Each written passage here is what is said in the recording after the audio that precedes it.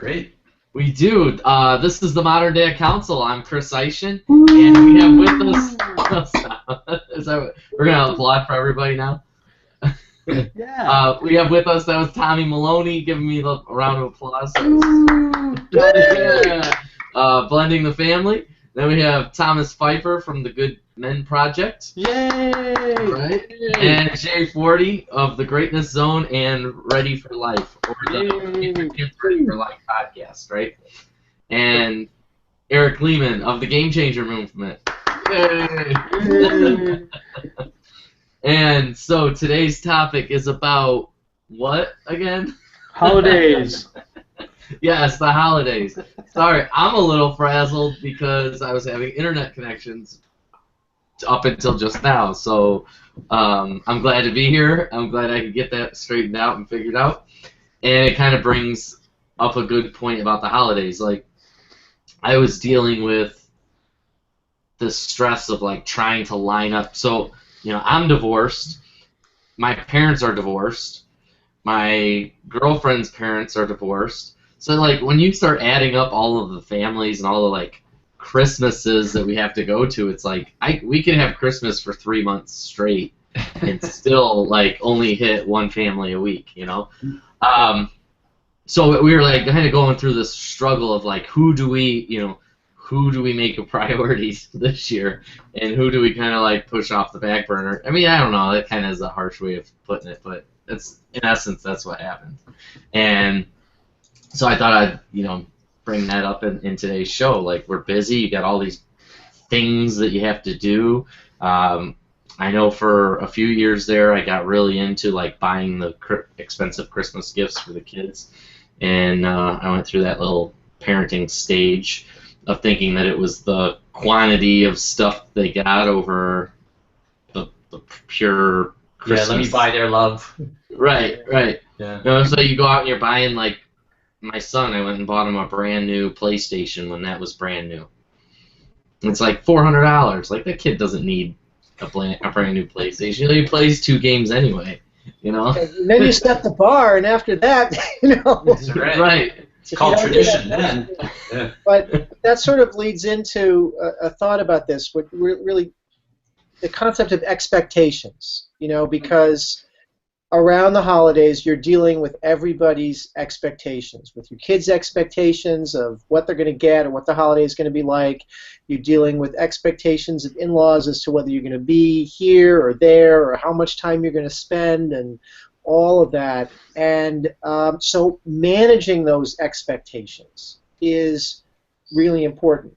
And one of the things my therapist taught me whenever I would go to him and I would say, well, I have this problem, somebody's feeling disappointed, this or that, he'd say, well, did you get on that base first?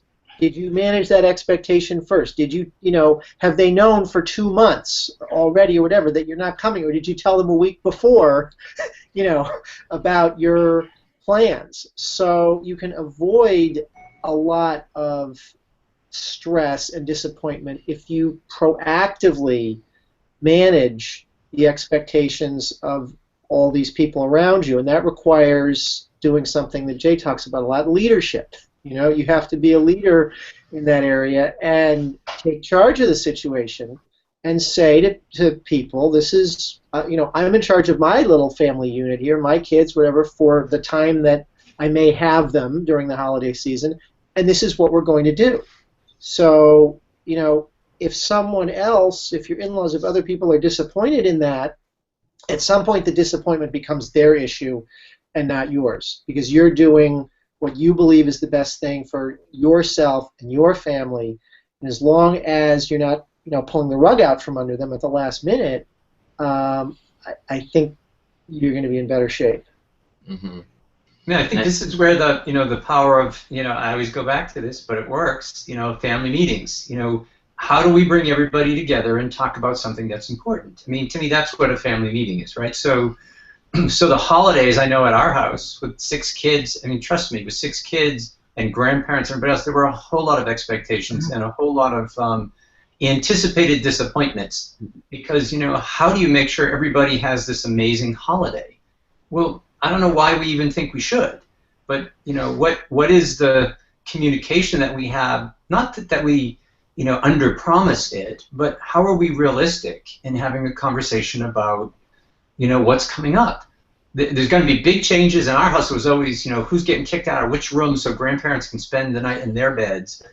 And it was everything. The whole routine changes. So how do we have a conversation about what's going to change? How do I need you to be? And this is how we celebrate. I think it does two things. One is it does exactly what Thomas was talking about. It sets people up to be capable to handle what comes. And the other thing, I think it starts to train us into what our traditions are, and that we get to have our own, and we get to have a voice in how we celebrate. Yeah. Okay, that was the longest pause ever. I was being recorded. I was waiting for somebody to jump on that. Next. Well, I mean, I can go because, like, I feel like I live very, in a very present-based way of being. So, like, I knew a month in advance that I was going to be spending Thanksgiving with a friend and a business colleague and no one of biological relationship to me. And so I made my vision, and then the next group of people I spoke to was my ex-wife, and then shortly thereafter my kids. And I said, here's the deal. This is what my decision was. I love you guys, and I'm going to spend Thanksgiving away. And they have always been well cared for on Thanksgiving. And so it wasn't a big disruption in their world. And I'll probably make a turkey this week and kind of bring it back together. But I think I agree. Family meetings are the way to go. It's just like to create, like, I don't know if it's to mitigate expectations before they turn into expectations, and do it when And it took 2 days to go from booking the airline reservations to having all the right conversations with all the other expectation havers, other than my adopted folks who, I was posting pictures on Facebook of Anchorage, Alaska, or whatever, and they're like, oh, interesting, and I guess they did the math, and they knew that meant that I probably wasn't going to be at their Thanksgiving table.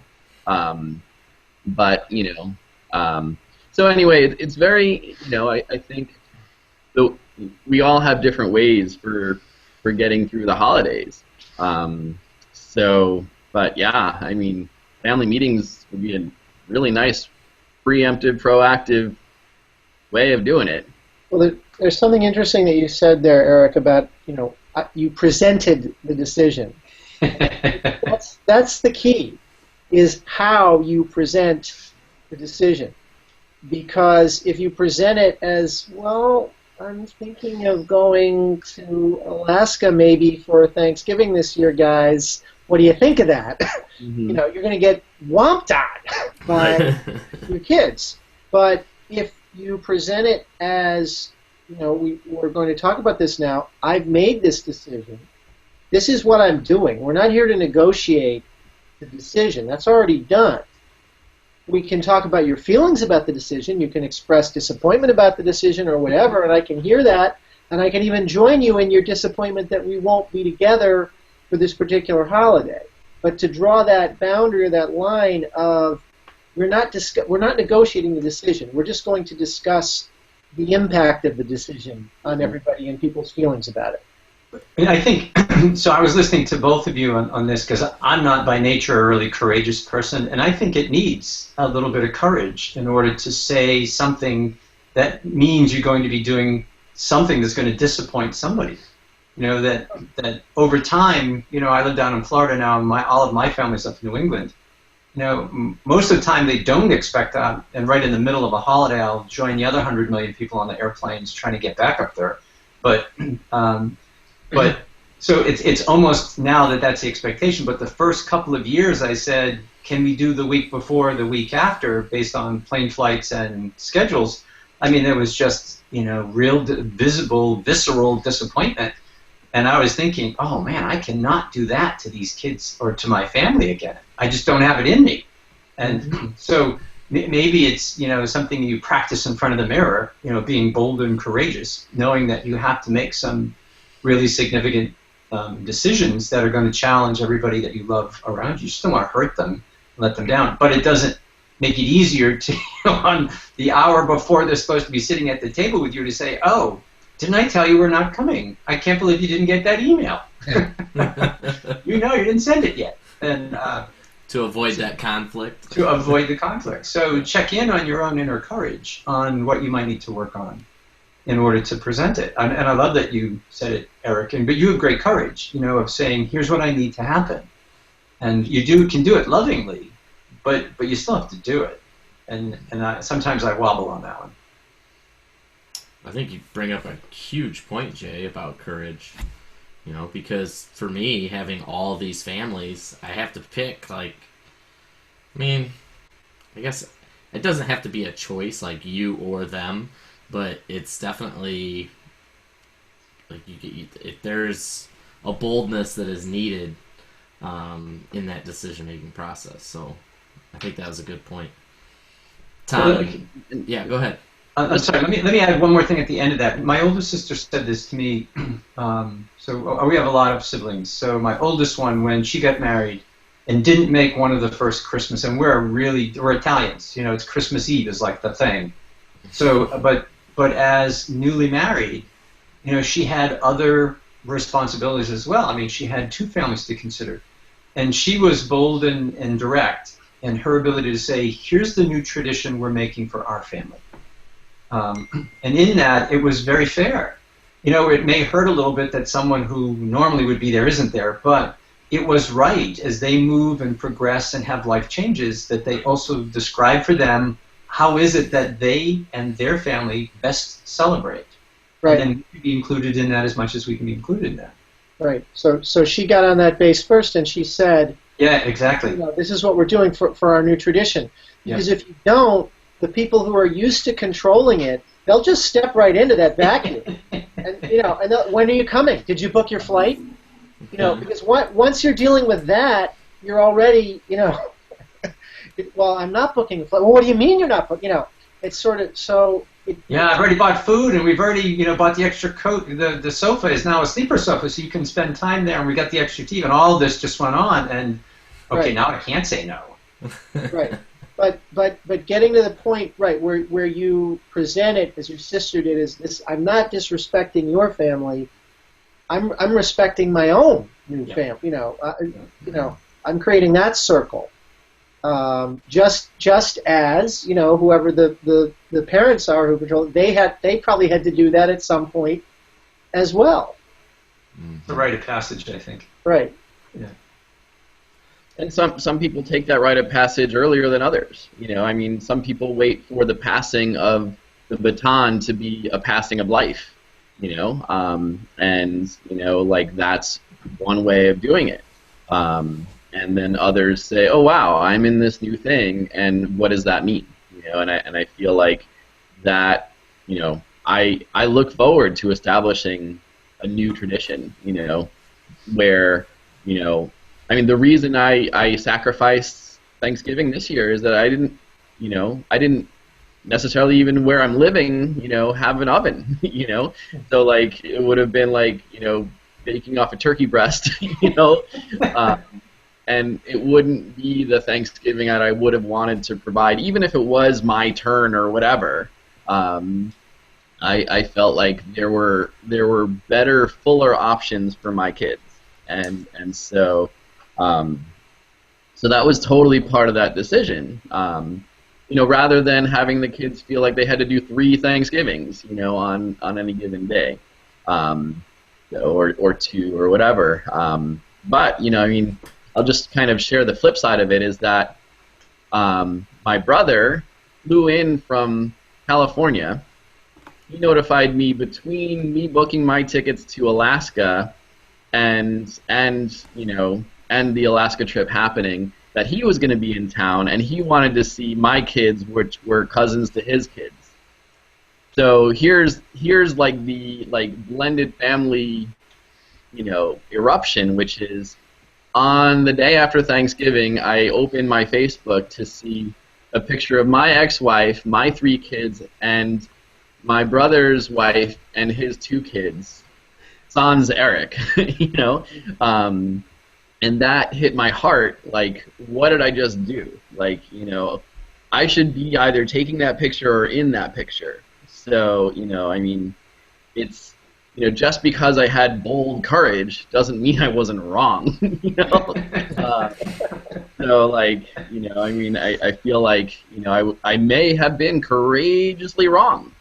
And I'm here to just share that. Like, it's, courage is one thing, right action could be another one. So, well, and they're learning experiences too. So you did this, and maybe it was the right thing to do. Maybe it wasn't the right thing to do, but you did it, and we can learn lessons from those things. But you mentioned like the 3 taking kids to 3 Thanksgivings, getting some perspective and thinking about, well, if I'm stressed out by, whatever this configuration of things that I'm doing or trying to do, my kids are getting stressed out too, because kids pick up on our stress. They feel it. And 9 times out of 10, when they're acting out, it's because of something that we're doing, our mood, our own anxiety. So I think it's important to try to create, never be stress-free, but as low stress as possible a situation, and that requires, again, being definitive. So this is what we're doing. We're going to Grandma's at 6. Or I wanted to go early. This is what we're doing. The more clear and definite your own boundaries are about that, and the more in control of the situation you are, I think the less stressful it actually is for the kids. Can I add something to the end? What do you guys think about context? Here's why we're doing it. Do you think it's, do we just say, here's what we've decided, or do we say, let me tell you what I was thinking and why I'm doing it? Well, I think context is really important. Yeah. Especially if they don't want to go somewhere. Why do we have to go to Grandma's or Uncle John's, or whatever it is? I don't like it. I don't want to go there. I don't like their food. Why do we? Well, because we're a family, and because we respect these people, and because we have a family tie with them, and you don't have to like them, and you don't have to like their food either, but you have to respect the fact that we're a family, and we have some traditions and people that maybe we only see once or twice a year. I have kind of along the same idea, but a little bit switching gears. It was something Eric had mentioned that I want to highlight, and it's that taking turns, because all of us here are divorced dads, right? I mean, we all have our kids at different times, so we get to take turns on those holidays, right? One of the things that when I was growing up, my mom was like, I don't care when I have you, we're going to celebrate the holiday when I have you, and it's going to be an awesome day that day no matter what. Whereas like my dad and my stepmom were like, we want to have you on Christmas. Like the best time to celebrate Christmas is on Christmas. And as a kid, I'm like, I don't care. I get presents both times. Like it's both. It's a blast to me, right? And so now I'm in that situation where I get to be that parent, and I'm like, when do we want to have Christmas? When do we get to? When is it going to be the easiest to not fight with mom? The ex, right? And so anyway, we had the whole month of December is kind of planned out, and then my stepmom shoots me a message. They're going to be in Texas for Christmas, and she's like, hey, I want to get together next weekend for Christmas. I'm like, I can't do that, like I'm busy. And then it's like this big panic and all this she's all upset and I was like, well, let's set it for the 6th of January. What's it matter? She's like, the kids can't have Christmas in January. That doesn't even make sense. Like, just cancel Christmas all around. And I'm like, this is stress I don't want to deal with, so I just let it be. And we're gonna have it on the 6th. If she doesn't want to come, she doesn't have to. But But Chris, you bring up an earlier point, and so far all we've talked about were the things that make holidays tough. What are the ways that we build traditions and celebrations? I mean, what are the things you intentionally do in order to create this great, memorable, amazing time of year? And I know we have to integrate all of this complicated lives, but we still do it every year. You know, if it were that much of a hassle, why don't we just stop it? But there's something really significant and redeeming in this time of year. And so how do we help our families focus on that and not be so, confronted by the obstacles that make it difficult to do things? You know, and that's a real question. I think the traditions play into that a lot, and then it comes back to expectations, because some of the things that people love about these holidays are that certain expectations are met. If you love the cranberry relish, or the kids love the certain cookies, or you know that after the dinner all the guys are going to be in the room watching football. Whatever it is, some of those traditions, it just creates a certain feeling for the holiday, where if some of those elements are missing or absent, then people feel like, oh, it doesn't feel quite right, if we're not doing that. So I think some measure of consistency is important with that. But then, maybe also, I don't know, letting the kids sort of invent a little bit of their own tradition and add to it. Maybe your kids want to make something, or maybe there's a certain game that they want to suggest that everybody will play, and so kind of giving them a little bit of a role in it can make it more special for them too. Mm-hmm. Tommy, right to you, brother. I'm serving it to you. I want to get your perspective, and what are you thinking over there? As I'm listening to you guys talk, it brings back memories of, my parents were divorced, and I hated the holidays. I mean, I freaking hated the holidays because I got sick and tired of being bounced around from one household to another household. I just wanted to be, at my mom's parents, my grandparents' house, and I just wanted to have Christmas there. But, because of, being divorced, I had to go from that atmosphere to then I had to learn to kind of accommodate new traditions of Christmas Eve, going to my dad's girlfriend's house, and for me, again, I hated the holidays. I just wanted to be in one place. And so I think that's a good thing that I learned that at a young age, because now, as a dad, I can understand, like, Jay and Thomas, you're talking about, stress, keeping the stress to a minimum. My former wife and I are bouncing emails back and forth to each other, trying to figure out scheduling, because our son Connor's got hockey during the holiday time.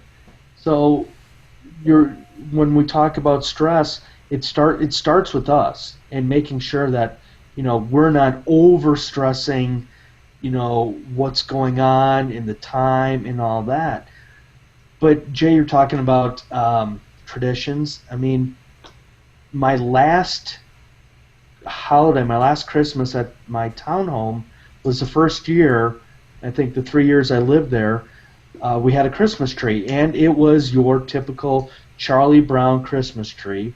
It was this itty-bitty tree, had a pot on it, and I said, let's go get some decorations, and Connor, let's decorate the tree. So traditions, start from the spur of the moment type thing, and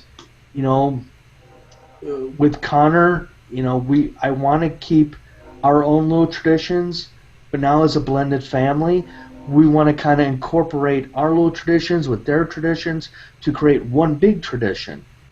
And so, when I was reading Chris's email about the topic, again, all I thought about was, oh my gosh, I flippin' hate the holidays. But as a dad, as a dad to two girls and a boy, life changes, and life has changed me. Going, I enjoy the holidays. I enjoy, Eric, you're talking about Thanksgiving, and I think we talked about this last week. My very first Christmas after my divorce, I hid. I hopped on a plane and spent time with my mom and my bonus dad because I did not have the courage to spend time with my son, because here I am. I failed my marriage. I failed as a dad. I just felt like the biggest frickin' failure, and so I didn't have the courage enough to spend time with my own son. And so you're talking, Eric, about seeing those pictures. Well, you'll get other opportunities, and it might not be Thanksgiving. It might be next weekend. It might be a bowling event. It might be something totally different. So I think it's hard for men to really, just a quick little plug. I'm creating a new podcast where I talk about men's health, and that's where, as divorced men, our suicide rate is skyrocketing. And so I just think that if we as dads, as men, can just kind of take a step back and not try to overstress our lives and just kind of look at the small picture, and the small picture is just our kids and creating new traditions, and just freaking have fun in life. Life is too seriously. I'm done. Yay. Drops the mic. Tommy, that's huge, because divorced fathers, so you lose all this time with your kids. You may have a schedule where you have them one year on the holiday, and you don't have them another year. I mean, my schedule, I have my kids on Thanksgiving and Christmas in whatever it is, even-numbered year, odd-numbered years. Yeah. And then, it's the other way in even-numbered years. Thanksgiving is with their mom, and then I get Christmas Eve instead of Christmas Day, or whatever it is. It's switched around. So, there was one Christmas a few years ago when I was totally by myself. I mean, just me. I wasn't traveling because I had my kids the next day, so I'm not going to see my family in Chicago. The boys are with their mother, on Christmas Eve, and I didn't have any family or anywhere else to go. So, and I'm not saying like, oh, I was so lonely or whatever, but that is a realistic situation for a divorced father, who could be completely by himself on a particular holiday. And holidays are this, you're watching the ads on TV and all the happy families and everybody together and they're going shopping and all that, and you're thinking, oh my God, here I am. But going back to something that Tommy said too, we all have to get out of the mindset of thinking of divorce as failure. It is not failure. It means something didn't work. Marriage didn't work. But it doesn't mean we failed as a person. It doesn't mean that we're failing as a parent for our kids. It just means that the landscape has shifted. It's a different configuration. But we still have tremendous opportunities to have an impact in our kids' lives. And we have to seize those and step into those. Can I offer something around family meeting, only because it seems to fall off of my mouth a whole lot more than pretty near everything else I talk about. And I hated them as a kid, so let me just put that out there. But I was a big fan when I had kids. When my kids were younger. They're all older now, so every now and then we still do get together for family meeting. But I thought about, of all the things that we've talked about, I wonder if, early into the season, just because I'm a planner, that we identify what would make our holiday great, and get some kind of input from all of us, knowing this year this mom has this kid, this dad has that kid, so knowing that going into it, that we could be a little bit proactive, saying, well, what would be the things that would make it special for you, based on what's going to happen. So, Thomas, I was just thinking about you being by yourself. That here were the things I checked off on my list. Where, hey, I knew that I was going to be by myself, so I engaged myself in this family or that family, or went out or something. Right. That I was a little bit proactive in it, so I wasn't caught in the battle between what I'd like to have happen because of all this, Right. holiday press that we get in the news, that everybody has lots of money, everybody's buying lots of gifts, and everybody gets along, and they're eating all great things, and everybody's singing. And that's what we think it's supposed to be. So if any part of that isn't that, then Right. we're already climbing the ladder of disappointment. But I think in this proactive thing that we were talking about at the beginning, what did you call it at the beginning? Getting on the base first. Yeah, getting on the base first. That here is what I know is coming up, and for me to still love this time, because I should love it anyway. Not whether I get gifts or not whether everybody's together or not, but in the way that it's going to show up. It's like improv holidays. What needs to happen in this moment for me to be happy here? Well, if I could be a little bit proactive and say, I know I'm going to be by myself, what will I build in so I don't feel bad? And maybe it means, hey, I have a free night. I am going to bed early. Yeah. You know what? This holiday wears me out, and that is a good thing, and I'm totally celebrating. But that ability for us to be present enough to choose, how we move through this period, I think sets up our kids for not just about handling disappointment, but for being proactive and responsive in the way their lives roll out, knowing that they'll bump into plus and minuses throughout the thing, and how are they okay no matter what happens. Absolutely. Well, I think the other distinction is what's the difference between codependent and interdependent? As we dive into the remaking of traditions, and sometimes I look at myself and I'm like, wow, I've gone so far away from shoulds, so far away from all these traditions, like, this is the family time. So I challenge everything. Like, that's my role. I disrupt shit, and I don't normally curse, but, so sometimes I look at myself and I'm like, did I disrupt for disruption's sake, and, when is it okay to just say, okay, you know what? Let it roll. Yeah. And I'm just, I'm gonna be real with it. Like, it was a roller coaster. Like the Tuesday, even though like Tuesday wasn't the day that I would normally have my kids, like I was just crying. By sharing this, I want dads to know that like, it's okay to like miss your kids, and like, you know what I mean? Like, to feel the real feelings, even though we are redefining what the holidays are. You guys were with me. We were on the show, and I was breaking down, and like there was nothing I could do, like nothing I could disrupt, from Alaska to, like that was just real and raw.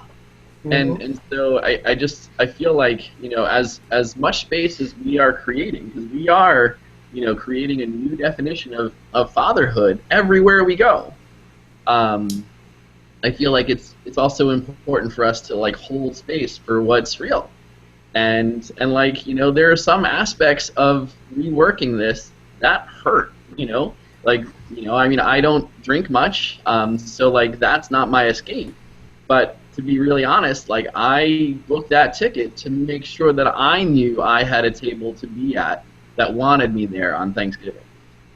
So it's we make it up as we go along, and I guess I'm just trying to say that like even for modern dads, whatever it means to be one of us, it's not easy, not always easy. So even if we get on that base first, it's not always easy. So I think Eric, what you're saying really hits home with that whole oxygen mask theory. It's like we always are going to have to put on that oxygen mask at some point. We're going to, at some point, have to do something for ourselves. And if for you that was Alaska, and yeah, it had these repercussions and these hard feelings, but you know, you had to do that for you. That was you getting that escape, putting on that oxygen mask, you know, and really doing that self work. I think it looks like different things at different times. Like I try to have a daily thing I do for myself, you know, my meditations and my, you know, gratitudes and all of that. But there's just sometimes you got to do stuff for you, and that's where like this holiday, like with my stepmom, it's like, I'm sorry, but I'm not gonna fight and argue with you over picking a date. You know, it's just gonna be it's gonna be this day. If you don't want it to be that day, I don't know what to tell you. We're all gonna be together. So, like, that's my own oxygen mask, my own, you know, way of taking care of me and my family by, you know, doing what I knew I had to do. I like that, Tommy. Book first class. You deserve it. Yes. Can I ask each of you what is one thing that you will have in your celebration this year? What's on your list? Santa's asking, what's on your list? What will you build into your celebration, at least for a moment, that reminds you that it's right to celebrate?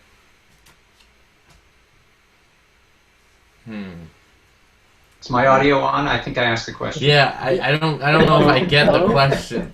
I'm not sure how to answer it. I'll take a stab because, you know, like I feel like it's important to shift the energy that I was coming from is that, you know, I get Hanukkah, you know, and Hanukkah comes December 6th this year. So like I don't need to compete with Christmas. And so I don't need to have a girlfriend or partner that celebrates Christmas so that I can get a piece of Christmas, you know. So I can lean fully into Hanukkah in a way that I don't think I have before. So so that's what can be, you know, what this year is about. And you know, who knows? I mean, there could be a Christmas miracle, and maybe I will have a girlfriend to get a piece of Christmas with. So, you know, no pun intended on that. Yeah. Okay. Move right past that, Chris. Is there an edit button? I don't know, but so Piece of Christmas. but you know, like, I don't know how to recover. Someone else should just talk. Well, Eric, I mean, because you're all about language too. I was just looking for what you want to have happen, not what could, but what you want to have happen. I mean, how are we moving it to the places of what we would like? Well, I want to, you know, light candles with my kids. Cool.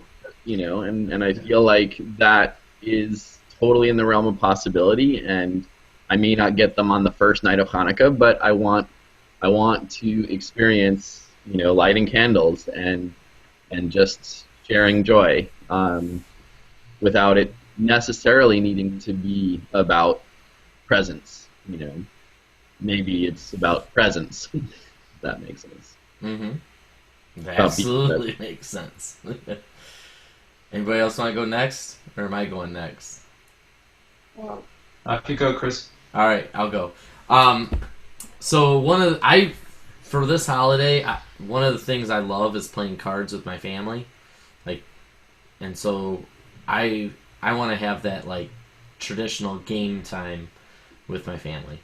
That's what I'm looking to create. As long as I can have that, like we all get together, we connect, we have a blast.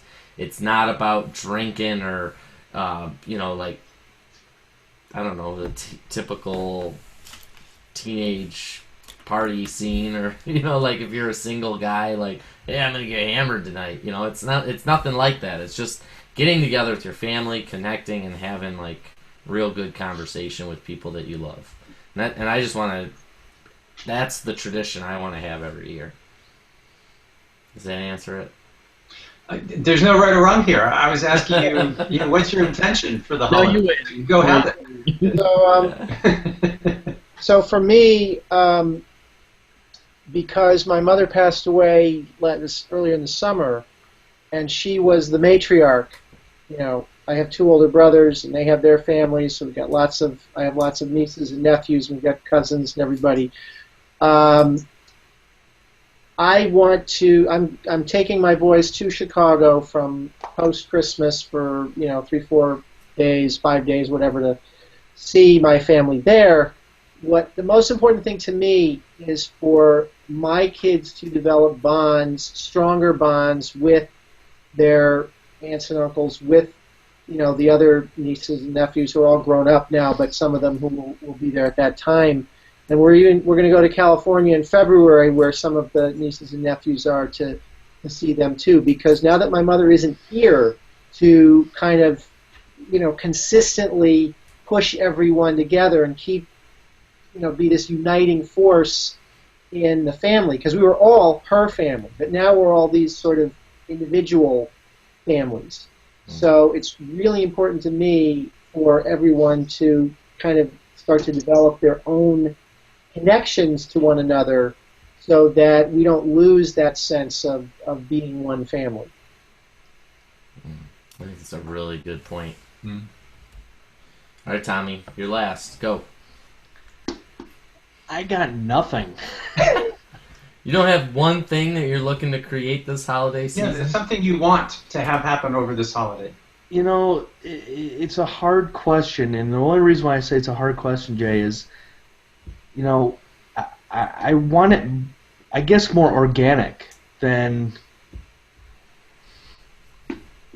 trying to actually create something. I don't know, I'm always looking at, one of the worst things I ever say to the kids is figure it out yourself. And I kind of want them to figure it out themselves of what should we be doing, or how should it be done the way you want it to do. So I guess my answer is just taking a step back and just watching whatever happens. That's my answer, and I'm sticking to it, Jay, right or wrong. Yeah. I am not grading these. Do not worry. You have all this story playing in your head that this is a right-wrong. It isn't.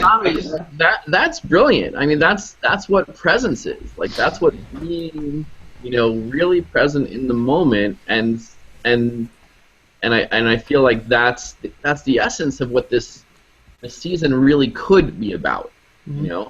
And I don't want to put the word should in there, but like, I think could is like, could I be present? Could I just, could I create a night where candles did or didn't happen, and would I still be happy, with whatever showed up, Could I celebrate?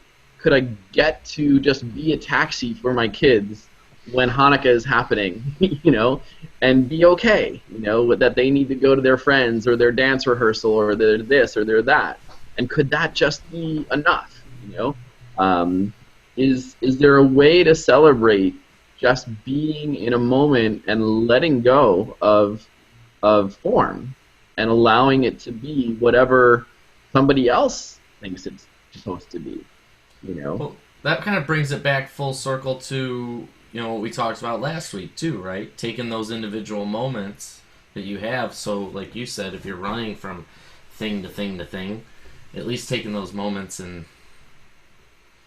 he got upset. I heard his feelings. He walked away. I'm sorry. He's running away from his feelings. Yeah. Way to go. Or he's getting a box of tissues because the faucets are about to crank it. But no, Eric, you were talking last week about how you change that you get to take your kids to dance, and on the way to dance, you're going to sing with them and connect with them and come up with that family song, right? Mm-hmm. And I have the same family song. I make it up every single time I sing it. It's never the same family song. Or like with my daughter, there's her name's Isabella Marie, so I make a Isabella Marie song, and it's just her name over and over and over again. And it's just something fun that we do. But, I don't know. That's what really jumped out at me when you were talking there is that discussion we had last week about just really living into those moments. And Tommy, like you said, not having to have everything necessarily planned out, but knowing that you want to be open for a connection or whatever it is that comes up, right? Open is a great word. You know, I mean, I feel like that's probably what it's at. Is like, you know, above and beyond get to. It's like I'm open. You know, like I'm not pre-scripted. Right. That was a good string of questions there, Jay. Or a good vague enough question that it streamed a bunch of thoughts. So, it is getting close to the end of the hour, and I have a hard stop at 2, so I'm going to wrap it up. I'm going to give everybody an opportunity to chime in one last time, I'll go through each one of you, and each one of you just introduce yourself and tell people how to reach you, and that's how we'll wrap up the show. How's that sound? Good. Good. Okay. All right, Tommy, you'll go first since you're the first. You're the first on my blocks. Eric is on the first of my blocks. Anyway, so Tommy Maloney, my wife and I are the co-founders of Blending the Family. You need to get a hold of us if you're a blended family. Just email info@blendingthefamily.com. Awesome. All right, Pfeiffer, you're up next. I would just say, try to relax, take it in stride. Yes, it's the holidays. It's an incredibly stressful time, but don't sweat it too much. And we're all doing our best, you know, to create some kind of happiness for people during this time. Create it for our kids, create it for ourselves, and don't forget to create it for yourself too. Great point, Tom. Thank you. Well, let him answer the question too, Chris. How do we get in touch with you, Thomas? You can find me at thomas.pfeiffer, F-I-F-F-E-R, at goodmenproject.com. Cool. All right, Jay. Yeah, I've had enough conversation about family meetings, but I'll just throw that out one more time. Family meeting, good way to start the holidays. You can find me at Ready for Life. That's ready, the number 4, life.me. It's all our parenting resources there, and tune into our Get Your Kids Ready for Life podcast. You can find that on that website as well. Awesome. And Eric, you're last. Wow, thank you. I mean, there's so many like Talladega Nights references here. It's like, wait, yay, 2 Christmases. You know, and like if you're not first, you're last. But anyways. Shake and bake. Right. So all that being said, you know, in all seriousness, you know, one of the things that we can talk about is alternative ways of giving, and you know, one of like the game changer movement that I am passionately living into is now imploring parents to spend this holiday with their kids, and instead of spending $60 on a violent video game, invested in the Game Changer movement. And so, you know, that link is GameChangerMovement.com, and so that will send you directly to the campaign that we're working on. And as of just a few hours ago, we started what we call a thunderclap. So if people are willing to share their influence and share their Facebook friends with the Game Changer movement, that, you know, not only can you donate money, but you can donate your influence, and I'll send out a link for how that's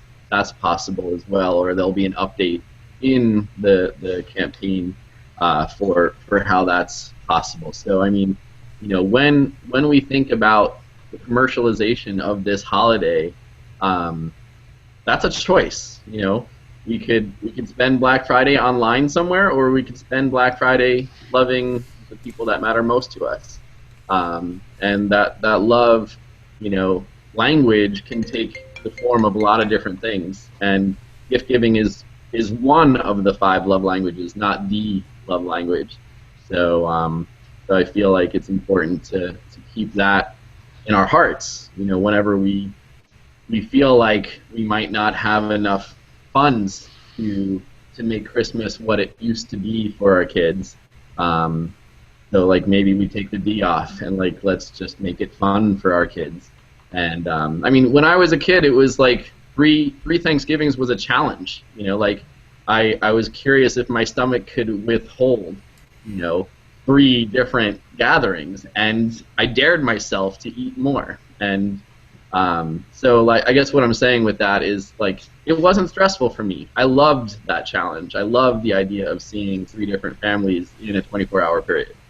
So so I think it's just the perspective and the lenses we go into these holidays with that shape what the holidays really feel like. So that was probably a long-winded way of saying reach out to me at eric@dream-catalyst.org. There we go. It was in there someplace. No, that was awesome, Eric. Thank you. And this is the Modern Day Council. So if you want to check out more shows, stay tuned. We'll be here 1 p.m. Eastern next week. Talk to you later. Right. Thanks.